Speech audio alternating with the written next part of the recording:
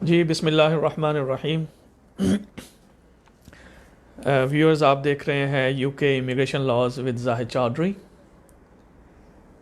ये प्रोग्राम हर वेंसडे को यूके के वक्त 1 o'clock के अराउंड आप लोगों की खिदमत में लेके हाज़िर होता हूँ।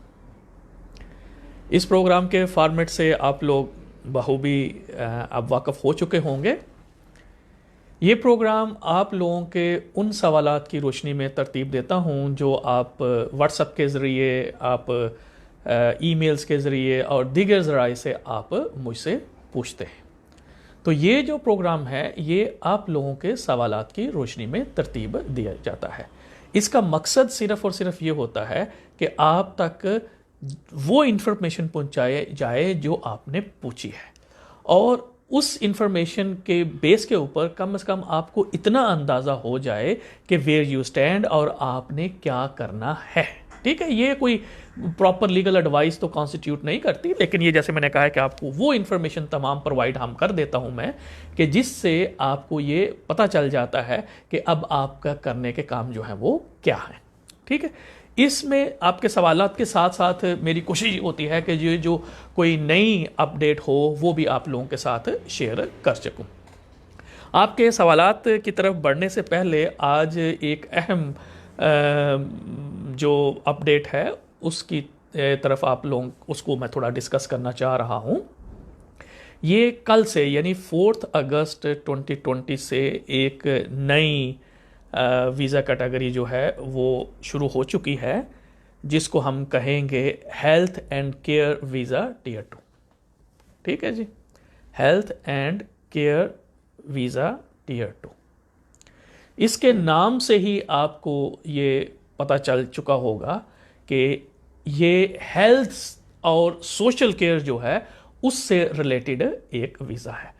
लेकिन जो इस फील्ड के अंदर, वो आगे जाके मैं आपको बताता हूं कौन कौन सी फील्ड्स हैं, ये इस फील्ड से रिलेटेड जो लोग हैं उनके लिए मैं समझता हूं that is a golden opportunity. दो तरीकों से, एक तो यह है कि अगर आप दूसरे ममालिक से एंटी क्लियरेंस लेके इस कैटेगरी में आना चाहते हैं तो फिर भी आपके लिए खुशखबरी है, और अगर आप इस कंट्री में हैं और आप स्विच करना चाहते हैं इस कैटेगरी में तो फिर भी आप कर सकते हैं। तो ये एक बेहतरीन गोल्डन अपॉर्चुनिटीज़ आप लोगों के लिए है। जो मेरी बात इस वक्त प्रोफेशनल सुन रहे हैं वो आप कौन कौन से प्रोफेशनल हैं वो मैं अभी आपको बताता हूँ, लेकिन सिर्फ मैंने ये आपको बताया कि ये अब 4 अगस्त 2020 से ये चीज़ जो है वो इंट्रोड्यूस करा दी गई है, लिहाजा आप इसको देखें। अब इसमें सबसे पहले तो आप ये देखें कि एलिजिबिलिटी जो है वो क्या है, यानी कौन से लोग इसमें आ सकते हैं। देखें, इसमें हेल्थ प्रोफेशनल्स को, जो अगर मैं थोड़ा ब्रीफ, क्योंकि वैसे तो बहुत लंबा सिलसिला होगा लेकिन मैं थोड़ा ब्रीफली आपको बता देता हूं, लेकिन इसके बावजूद अगर आपने कुछ पूछना हो तो आप जो है वो मुझे टेक्स्ट मैसेजेस के ज़रिए आप मुझसे पूछ सकते हैं। I will inform you in some later programs. इसमें यह है कि क्वालिफाइड डॉक्टर्स, नर्सेज, ठीक है जी, और हेल्थ प्रोफेशनल्स और सोशल वर्कर। ठीक है, अब जब हम हेल्थ प्रोफेशनल्स की बात करते हैं तो उसमें आपके स्काट्रिस्ट हैं, आपके मिडवाइफ्स हैं, आपके जो हैं पैरामेडिक्स हैं, आपके फार्मासिस्ट हैं, आपके रेडियोग्राफर्स हैं। ये वो, इसके अलावा बहुत लंबी लिस्ट है, यानी जो थेरेपिस्ट हैं वो इसमें शामिल हो जाते हैं। तो एक वो बड़ी लंबी लिस्ट है, जिस तरह मैंने कहा कि नर्सिस हैं, मिडवाइफ्स हैं, पैरामेडिक्स हैं, सोशल वर्कर हैं वो उसमें मौजूद हैं, फिर डॉक्टर्स हैं, रेडियोग्राफर्स हैं, ये सारे जो हैं इसमें शामिल हैं। तो ये लोग जो हैं ये एंट्री क्लियरेंस के लिए, अगर वो यानी यूके से बाहर हैं तो वो वहाँ से एंट्री क्लियरेंस के लिए अप्लाई करेंगे। ठीक है जी, पहली बात तो ये है कि इन कैटेगरीज में, यानी कुछ प्रोफेशनल्स मैंने बताई हैं, क्योंकि लंबी लिस्ट है, सारी तो नहीं, लेकिन मैंने ब्रीफ कर दिया, आपको थोड़ा आइडिया हो गया होगा इससे। अच्छा, एक तो ये है कि आपके पास वो जो एम्प्लॉयर है यहाँ पे जिसने आपको जॉब देनी है, उससे आपको जॉब ऑफर जो है वो मौजूद हो, ठीक है, यानी जिसको हम कहते हैं स्पॉन्सरशिप सर्टिफिकेट जो है वो आपको वो इशू करे, ठीक है जी। इस में एक तो यह है कि आपके पास यानी COS यानी एम्प्लॉयर्स का जॉब होना चाहिए, ठीक है। अप्रोप्रिएट सैलरीज जो है आपके वो जॉब के रोल के ऊपर डिपेंड करेगा, may be 30,000 around a year जो है, ये इस तरह के जो नॉर्मल प्रोफेशंस हैं उसमें अराउंड इस तरह से बनते हैं, लेकिन जो आपका जॉब का डिस्क्रिप्शन होगा उसके मुताबिक जो है वो फिर आपकी सैलरी जो है वो देखी जाएगी, ठीक है जी। यानी आपके पास वो एम्प्लॉयर्स का COS यानी सर्टिफिकेट आपके पास हो। दूसरा ये है कि आपका अप्रोप्रिएट सैलरी हो आपके पास।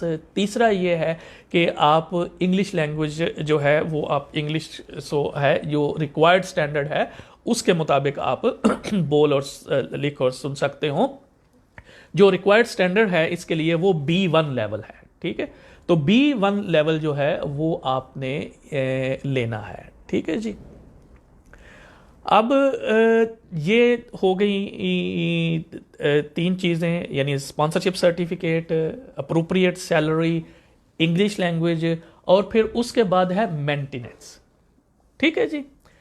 इसके लिए अगर तो आपका जो एम्प्लॉयर है जो आपको हायर कर रहा है वो फुल्ली A रेटेड एम्प्लॉयर है, तो फिर वो शो करेगा कि आपके लिए उसके पास 945 पाउंड जो हैं वो मेंटेनेंस जो के फंड जो हैं वो मौजूद है।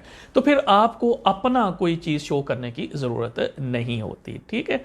लेकिन अगर आपका जो एम्प्लॉयर है या स्पॉन्सर जो है वो खुद फुल्ली A रेटेड नहीं है, तो उस सूरत हाल में आपको खुद जो है वो शो करना पड़ेगा कि 945 पाउंड जो हैं वो आपके अकाउंट में 90 डेज तक जो हैं वो मौजूद हैं, ठीक है जी। ये आपका हो गया मेंटेनेंस फंड। दूसरा फिर ये है कि इसलिए मैंने कहा ये गोल्डन अपॉर्चुनिटी है, इसलिए कि ये बड़ी सस्ती एप्लीकेशन इन्होंने कर दिया। होम ऑफिस ने जो फीस हैं अपनी वो बड़ी रिड्यूस कर दी है। मसलन कि अगर आपकी एम्प्लॉयमेंट जो है वो 3 साल तक के लिए है, ठीक है, तो फिर होम ऑफिस की जो फीस है वो है ओनली 232 पाउंड, ओनली 232 पाउंड।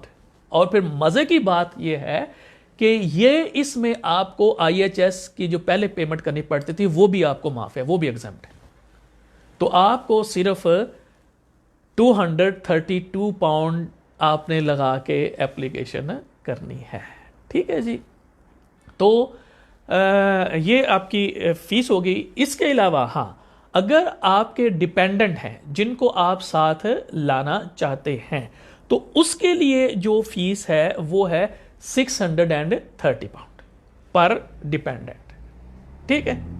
ये वो 945 पाउंड जो है वो उसके अलावा है। मसलन एक बंदा जो है वो अपनी बीवी और एक बच्चे को अगर लाना चाहता है तो उसको पहले 945 पाउंड अपनी मेंटेनेंस शो करनी पड़ेगी, फिर 630 पाउंड जो है वो अपनी वाइफ के लिए और 630 पाउंड जो है वो अपने बच्चे के लिए, और अगर बच्चे एक से ज़्यादा है तो फिर इस तरीके से 630 पर पर्सन पर डिपेंडेंट आपको शो जो है वो करनी पड़ेगी। कुछ टर्की और दीगर कंट्रीज़ हैं वहाँ पे कुछ और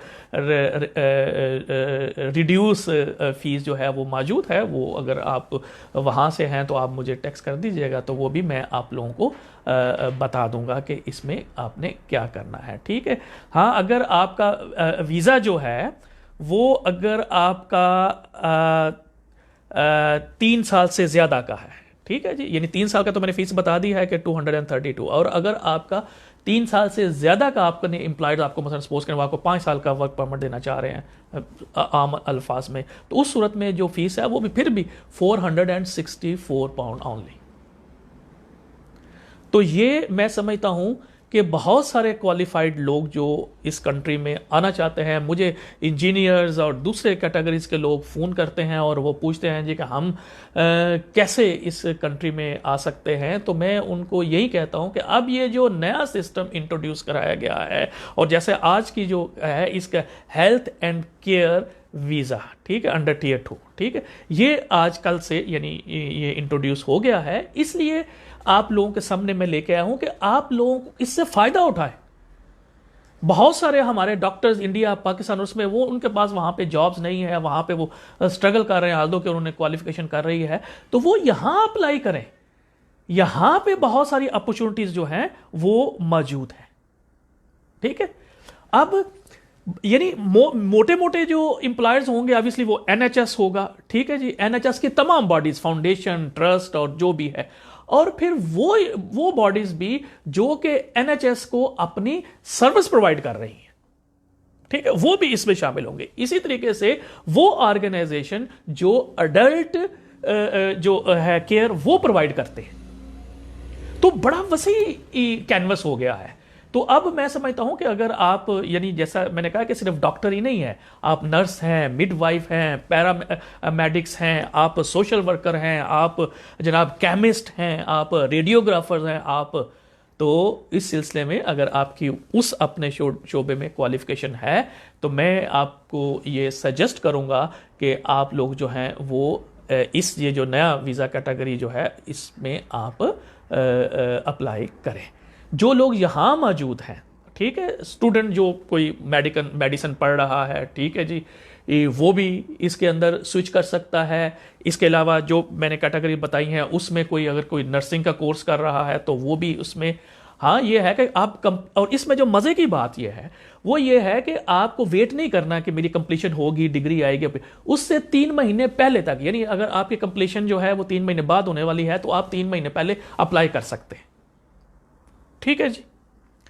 तो ये एक आज का जो इम्पोर्टेंट है जो कि कल ही इंट्रोड्यूस हुआ है, तो मैंने समझा कि आज क्योंकि वेडनेसडे को आप लोगों के साथ इंटरेक्शन होती है तो मैं आप लोगों को इसके बारे में बता दूं। तो मैं आपसे इसलिए मैं कहता हूं कि आप ये जो ZMC नेटवर्क है इसको आप लाइक करें, फॉलो करें, ताकि आने वाली जितनी भी मेरी जो लॉ से रिलेटेड जो प्रोग्राम्स होते हैं वो आप लोगों तक पहुंचते हैं। इसीलिए इसी तरह से आप मुझे अगर YouTube पे जाके ZMC TV लिखे तो वहाँ पे भी ये सारी वीडियोस जो हैं वो मौजूद होती हैं। अगर आपको उस वक्त कोई चीज़ जो है वो भूल जाती है, नहीं उसको देख सकते, तो आप उसको बाद में जाके वहाँ से आप जो हैं वो देख सकते हैं। दूसरा एक सवाल ये भी बड़ी दफ़ा आता है और है भी बड़ा इम्पॉर्टेंट है, लेकिन अब डोंट अंडरस्टैंड के जी लोग जो हैं उनको ये समझ क्यों नहीं आ रही। ये है, लोग ये कहते हैं जी कि हमारा कोई भतीजा है, बांजी है, भांजा है, कोई ये करीबी रिलेटिव है, छोटा बच्चा है और वो वहाँ पे स्ट्रगल कर रहा है, तो हम उसको यहाँ पे अडॉप्ट करना चाहते हैं और उसको यहाँ हम लाना चाहते हैं, तो उस पर हम क्या करें। देखें, जितना आपके जहन में ये बात होती है कि जी ये शायद बड़ा आसान है कि हाँ उसको वहाँ हम कहेंगे कि हम इसको लाना है तो वो आप ला सकें, ये ऐसी बात नहीं है। ये एक कॉम्प्लेक्स प्रैक्टिस है। हाँ, इमिग्रेशन रूल्स जो हैं वो आपको अपने अडॉप्टेड चाइल्ड को यहाँ लाने की इजाज़त देते हैं।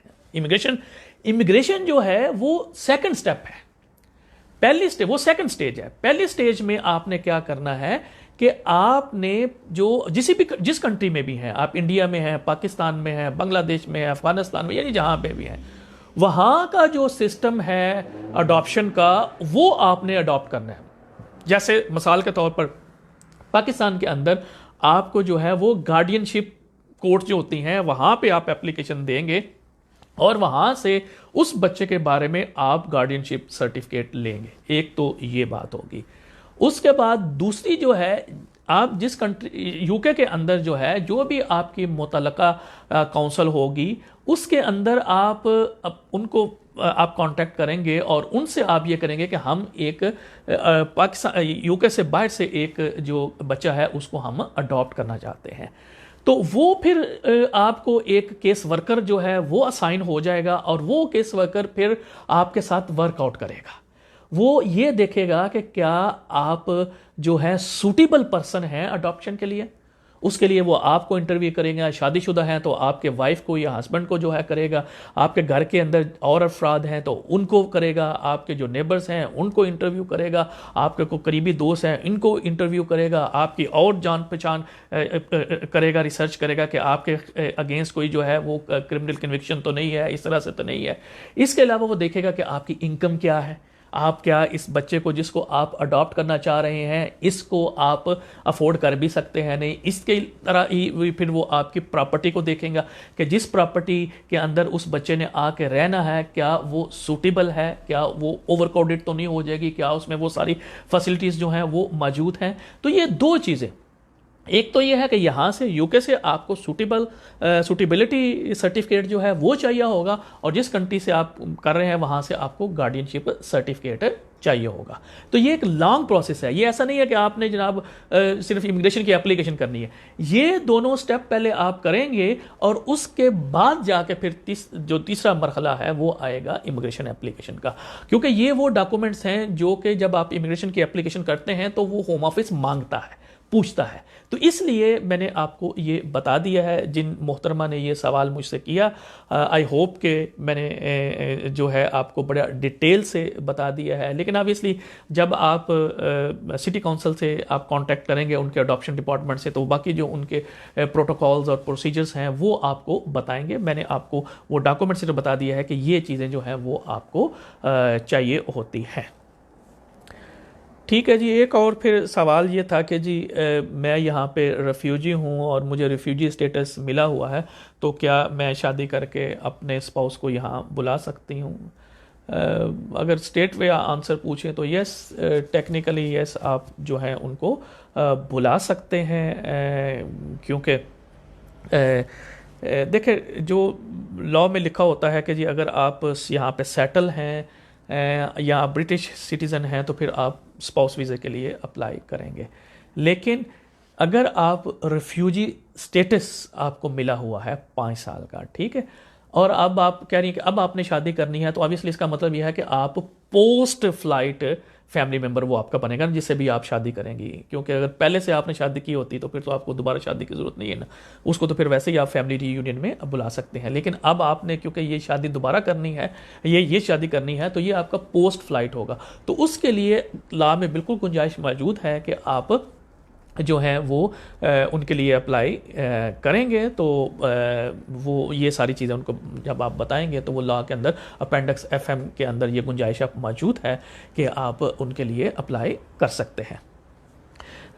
आज क्योंकि एक आध और चीज़ें भी मैं थोड़ा आप लोगों के साथ शेयर करना चाह रहा हूँ, तो इसलिए मैं समझता हूँ कि लॉ के हवाले से आज थोड़े सवाल मैंने कम लिए हैं, तो इंशाल्लाह करेंगे। लेकिन जैसा कि आपको पता है कि आज 5 अगस्त जो है वो बनाया पूरी जो दुनिया के अंदर जहाँ जहाँ पाकिस्तानी और कश्मीरी बहन भाई रहते हैं वो इसको जो है वो यौम इस्तेहसाल के तौर पर देख रहे हैं।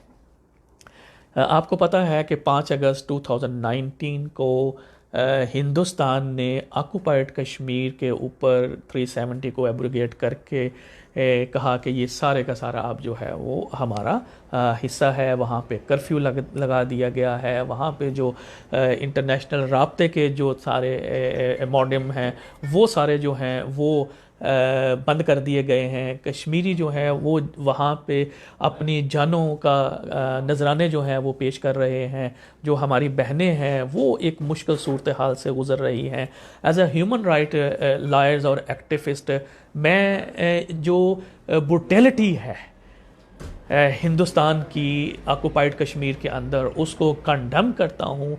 और जो इंटरनेशनल ह्यूमन राइट्स के इदारे हैं उनसे ये दरख्वास्त करता हूँ कि देखें इससे बड़ी और एट्रॉसिटी क्या हो सकती है कि 1 साल हो गया है कि वो हमारे बहन भाई जो हैं वो लॉकडाउन की सूरत हाल में मौजूद है।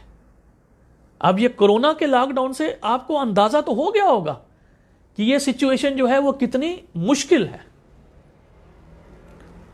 और अंदाज़ा करें कि वो हमारे कश्मीरी बहन भाई जो हैं वो 1 साल से इन हालात का सामना जो है वो कर रहे हैं। तो हम इंडियन ऑक्युपाइड कश्मीर जो है उसके अंदर जो ह्यूमन राइट्स की ग्रॉस वायलेशन हो रही है उसको हम पूरी तरीके से कंडम करते हैं। और जिस तरीके से हुकूमत पाकिस्तान ने कश्मीरी बहन भाइयों की आवाज़ को बुलंद किया हुआ है उसको भी हम पूरी तरीके से सपोर्ट करते हैं। अल्लाह ताला से दुआ है कि अल्लाह ताला हमारे कश्मीरी बहन भाइयों की जो आजमाइश है उससे उनको निजात अता फ़रमाए, उनको आज़ादी नसीब फरमाए और अल्लाह ताला हमें उनके साथ जो सॉलिडरिटी है वो शो करने की तौफीक अता फ़रमाए। बाकी ला के हवाले से जैसे मैंने कहा कि ये आपका प्रोग्राम है, आप सवाल भेजते रहें ताकि हम हर वेंसडे को इसी तरह आप लोगों के साथ हमारी इंटरेक्शन होती रहे। टिल नेक्स्ट वेंसडे अपने गिरदो नवाह के लोगों का ख्याल रखिएगा। टिल नेक्स्ट वेंसडे अपने भाई, अपने दोस्त जाहिद चौधरी को इजाज़त दीजिएगा। अल्लाह हाफिज़।